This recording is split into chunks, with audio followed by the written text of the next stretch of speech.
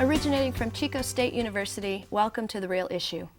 As we continue our discussion of the California drought, we focus tonight on the politics of California's water and the complicated system of water rights. In California state law, water is a public good. The California Constitution states that, quote, "The general welfare requires that the water resources of the state be put to beneficial use to the fullest extent." It goes on to state that, quote, "The conservation of such waters is to be exercised with a view to the reasonable and beneficial use thereof in the interest of the people and for the public welfare." To talk about whether or not California's water is being managed and conserved with the public welfare in mind is Jim Brobeck, Water Policy Analyst for North State-based water protection organization Aqua Alliance. Jim, thanks for joining me tonight. Sue, thanks for inviting me. So California's system of water rights, it's very complicated, and I feel like we need to start from the beginning. So could you sort of lay the foundation of how this system began? Sure, if you want to start from the beginning, we're going to go all the way back to when the Spanish first settled in California. In 1769, Spanish law granted the missions and the pueblos the right to water. Los Angeles was the first town to claim these rights. They're called pueblo rights. In 1848, following the U.S.-Mexico War, when the United States took over California, the United States recognized the Spanish water rights that were given out during the preceding century. Appropriation rights occurred when the gold rush started, when gold miners who wanted to participate in hydraulic mining diverted water out of Sierra rivers and streams into flumes to conduct their rather destructive hydraulic mining practices. These hydraulic mining practices created a lot of rubble, a lot of tailings that by 1862, when there was a gigantic storm that washed through California, it flooded the northern portion of the Central Valley, a section 200 miles long and 20 miles wide, with this debris. It created a lake that was filled with mining debris. And this is when riparian rights came into play. Riparian rights are owned by the people who have land that's located right by a river. So they can divert water out of the river onto farming operations. Well, when the flood of 1862 created so much damage, it got taken to court, and they decided that riparian rights trumped appropriative rights, that just because you have appropriative rights, it doesn't give you the right to disadvantage the people with riparian rights. So this is when the rights started to conflict with each other, and they had to decide which rights trumped other rights. Reasonable use was a concept that came into effect in about 1886. And reasonable use requires that the water is used in a way that doesn't create waste or that is efficient. It also requires that the water not be really destroyed, or that's a form of unreasonable use if you use the water and you pollute it so much that no one else can use it downstream. And the principle of reasonable use later became the cornerstone of California water law. Public trust law developed between 1850 and 71. It's got a very long history in itself. And public trust law provides water can be used not just for human enterprise, but also makes sure that there's enough water for environments, which provide the food and the habitat for birds and marine life, and which favorably affect the scenery and the climate of the area. So public trust laws are wielded by environmentalists in this state to protect the environment for the general public. One more rights is the correlative rights, and that requires that overlying landowners that have the right to pump groundwater have a right only to pump the safe yield of groundwater. What does that mean? So the water can be used in perpetuity. In perpetuity. So you're not supposed to just suck all the water out of the ground and then leave future generations without water. Right. But it allows overlying landowners to pump water in a reasonable way. Well, when the correlative rights came about, The San Joaquin Valley in Los Angeles addressed this insistence that they not overuse the groundwater, which they had been doing. They started pushing to import water from out of the area. In the case of Los Angeles, from the Owens Valley. In the case of the San Joaquin Valley, from the northern part of the state, from Shasta. Right. So they got around that insistence that they manage the groundwater in a sustainable way by starting to import water. They found that it's important to protect area of origin and fishing rights, so that you can't take too much water from these areas north of the delta where most of the water is coming from in a way that impacts fisheries. So this is the recipe for California water law. It seems like everything is so piecemeal. I mean, I recognize that you have to make a law based on the current reality, and then the next reality shows up, and it's so convoluted. It's almost like here are various random rules, and you have to figure out how to wiggle your way through it. And I want to go back to that idea in a few minutes, but to recognize that water, particularly in a sunny state like California, water is very critical. For agriculture. And the California climate is very variable. It rains a lot, it snows a lot, some parts of the year, and other times there's drought. And I know that the state and the federal government have gotten involved in major projects so that they could control the water, where it was going to go, and store the water so that there was access to water when it was needed. So talk about the various major state and federal projects that have directed and moved the water in various ways. Well, following the lead of Los Angeles, who overtook the Owens Valley, a valley 200 miles or so away from Los Angeles, the growers in the San Joaquin Valley, who are experiencing catastrophic declines in their groundwater, pressured the federal government to create the Central Valley Project.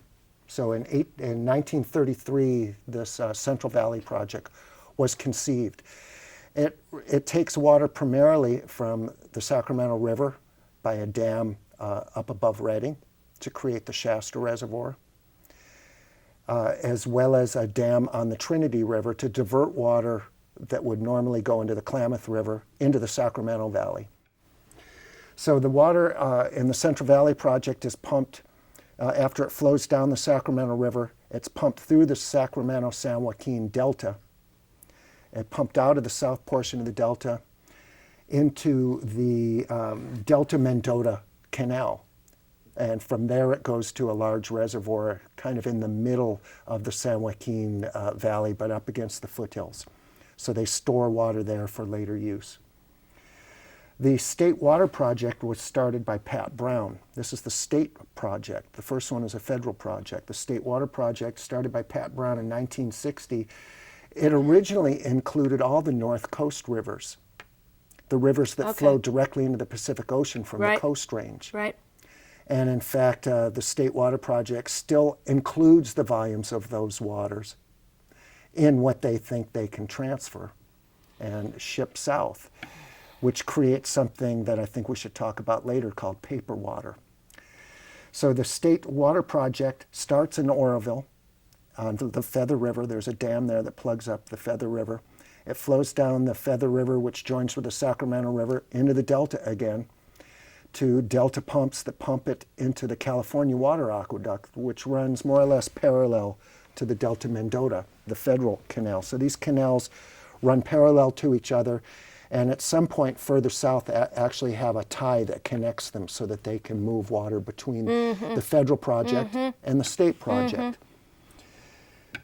So these are the two big projects that were started by the state.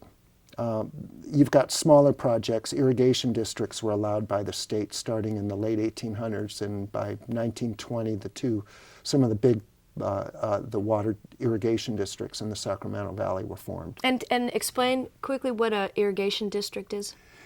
Irrigation districts are formed by a conglomeration of farm owners to come together to create a canal system to divert water out of major rivers and onto their cropland. So in the North State, the biggest one is the Glenn-Clusa Irrigation District. Okay. Jim, I do want to move into paper water in just a second. I want to sort of introduce the idea, though.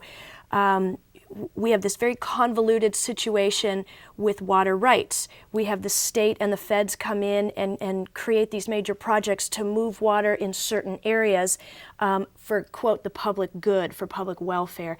But I want to talk about the Monterey Agreement. And on the heels of the 1987 drought, which lasted about 5 years, there was a meeting that took place in Monterey. And it was a closed-door meeting. And some of the participants were representatives of the Department of Water Resources and some of the State Water Project contractors. It was folks that would buy water from the State Water Project. And there were two major results that were found in the agreement. It's called the Monterey Agreement. And one is the transfer of the Kern Water Bank from state control to local control, many argue private control. So talk about exactly what that did and the implications for managing water for the public good. Well, first we have to talk about the Kern Water Bank. Okay. The Kern Water Bank was created with public money, I believe about $74 million of state taxpayer money. It is located in the southern portion of the San Joaquin Valley. It is about 20,000 acres. They've got several thousand acres of settling pools, 7,000 acres of recharge ponds that when there is abundant water being pumped out of the delta and into the canals, they can pump the water onto these settling pools, 7,000 acres of settling pools, and it settles into what is a dewatered aquifer, an aquifer that's already been evacuated by various operations prior to the replenishment. From groundwater pumping? I believe so. Okay. Okay, so the Kern County Water Bank, developed by public funds, during the Monterey Agreement, for some reason it was given to the water contractors, the state water contractors. And it allowed the state water contractors and the federal project to start mixing the supplies. The federal supplies could sometimes be greater, and the state supplies could sometimes pump more out of the delta. So they figured it was a way to maximize pumping operations out of the delta and into this underground storage facility. Well, the Monterey Agreement turned the operation of the Kern Water Bank over to the Kern Water Authority, the Kern Water Bank Authority, which is privately held. It's not owned by the state of California taxpayers any longer. It's owned by very large corporate farming operations, and primarily by a company that is held by another company called Rolls Global. Paramount Farms, the largest agribusiness in the United States, owns about 45%. So they own a controlling interest in the Kern County Water Authority. Okay, let me recap, see if I understand what you're saying. The transfer of the Kern Water Bank, taxpayer funded to the tune of $74 million in, the 80s, 60s, 70s, 80s when it was developed. That was given to the water contractors, and part of that, one of the water contractors is the largest consumer of water. Is this for the public good? My first question is this legal? How can this be legal if this public project is given to private water contractors for use to grow water-intensive crops and a lot for export? Political leverage can change reality on the ground. When the Central Valley Project was created, it was created to break up large land ownings in the Central Valley and to allow small family farms to thrive. Originally, there was a requirement that the farms be no larger than 160 acres. It was decided that that didn't meet economic reality, so they expanded it to over 900 acres. And then they seem to have gotten rid of that altogether, because Paramount Farms now operates over 100,000 acres, and they are recipients of this subsidized water that's coming down the Central Valley Project. And with this vast wealth from the largest agribusiness comes great political connectivity and great political influence. The fellow who owns, the family who owns Paramount Farms, it's owned by a single family, a Beverly Hills billionaire family, the Resnicks, has been very involved in California politics since Governor Gray Davis. He was Gray Davis's main political contributor and has maintained his heavy level of contributing to various political campaigns over the years. This gives him a lot of influence, gives the Resnick family a lot of influence in California water politics and policy. Jim, let's go back. Let's bring this back to the Monterey Agreement. One of them, one of the big agreements that came out in that larger agreement was the transfer of public water, the Kern Water Bank, into private hands, privatizing that water essentially. Another part of that agreement was the deregulation of the State Water Project. Talk about what exactly that means, and leading into what we really need to have a conversation about is that paper water. In my mind, the greatest part of the deregulation was most big water projects that are under state purview have to be analyzed by the California Environmental Quality Act. And that gives the public a chance to weigh in. It gives science a chance to look at these projects and see how sustainable they are, how they're going to impact the economy and the environment of the state.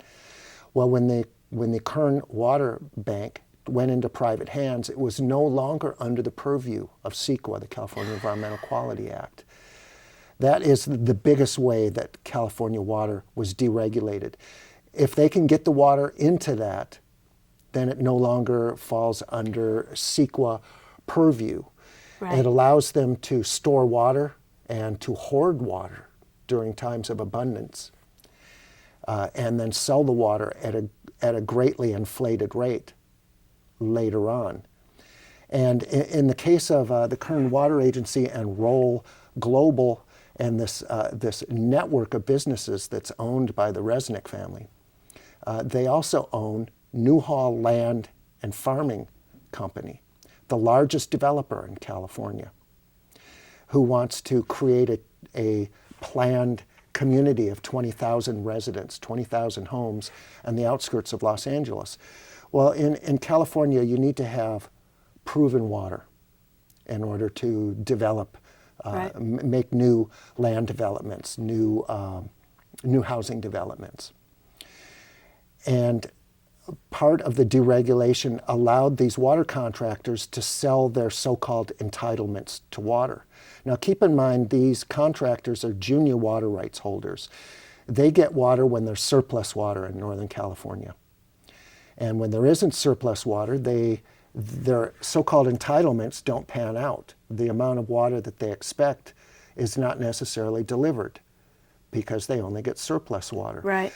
But when this was deregulated under the Monterey agreements, they allowed these different contractors to buy and trade water entitlements, these water contracts, as if they were real water.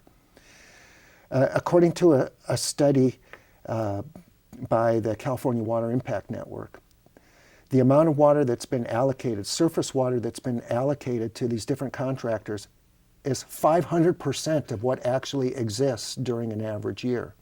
So in a dry year, it's way more than 500% of what it is. But even on a normal year, it's 5 times the water that exists in the natural system. And that's the paper water. And this paper water is what's being bought and sold by these contractors. Some of them they're buying and selling them between family members, more or less, especially when they're allowing water contracts to be sold to new land development. So Newhall Land has bought water contracts from one of the other entities that's owned by Roll International.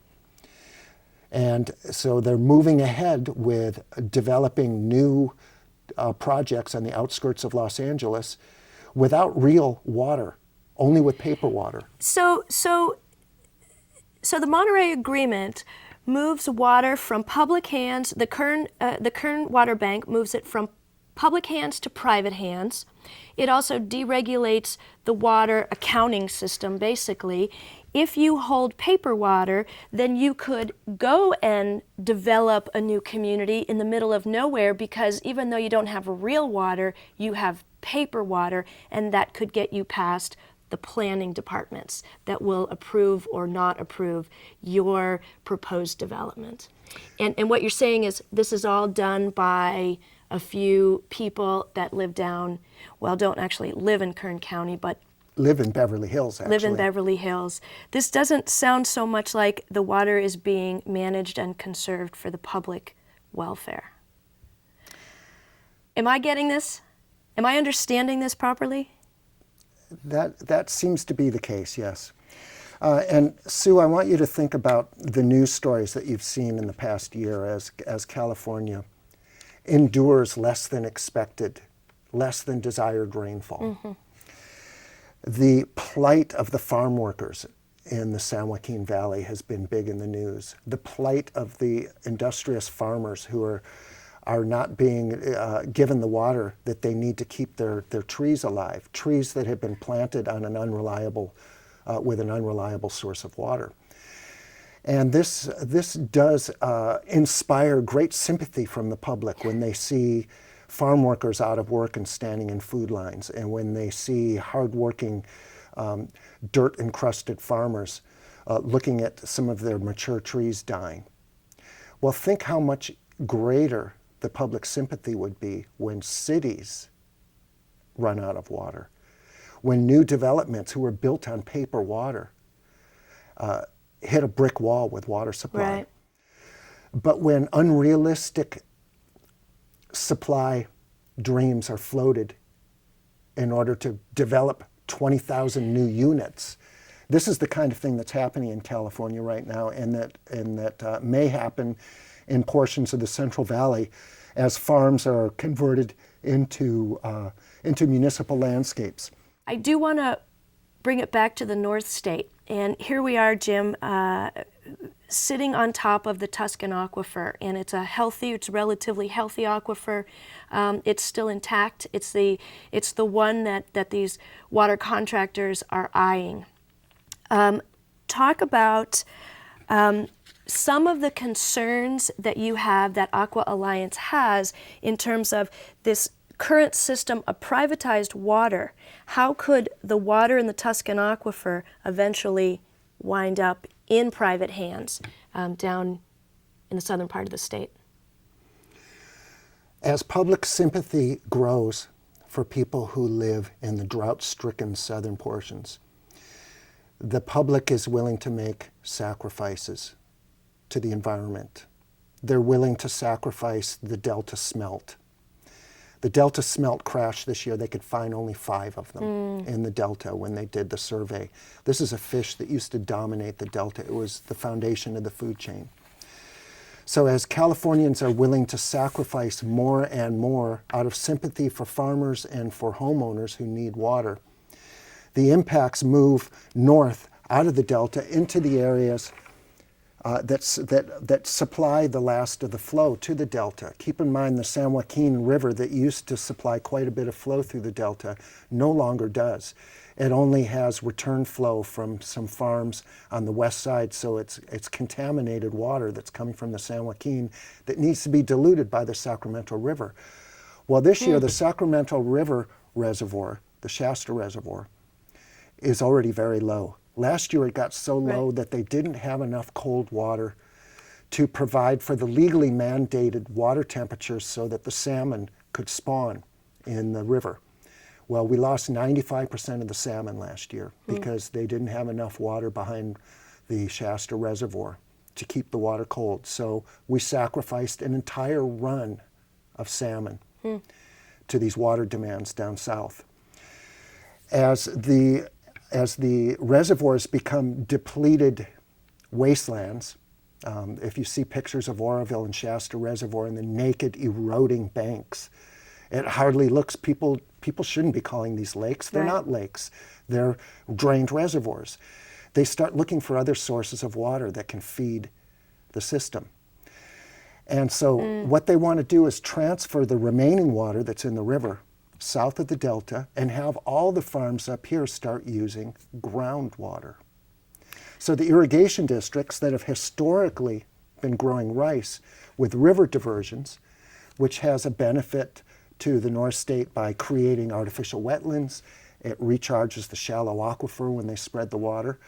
These same farms now are accelerating their use of groundwater to grow rice so they can sell the water down south.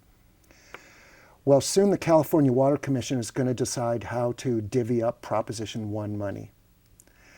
There's billions of dollars for water storage projects. Part of the project list is groundwater storage, which is great if you do it in the upper watersheds where you have meadows that have been undercut. If you can rehabilitate those meadows, that's a great groundwater storage. But my concern is that the demand for water down the south is going to encourage the state to spend these monies to figure a way to turn the Tuscan aquifer into a wildly fluctuating reservoir to meet demands from the rest of the state. Wildly fluctuating groundwater basins require replenishment districts. The irrigation districts are in a position to become these replenishment districts. They will own the water that's in storage. Jim, in the last 10 seconds or so, tell us what politically what needs to happen to ensure that the Tuscan aquifer does remain healthy as opposed to having that water sucked out and resulting in what we see in the Owens Valley. We only have about 10 seconds. The Butte County supervisors are unanimously opposed to groundwater substitution transfer water banking of the Tuscan aquifer.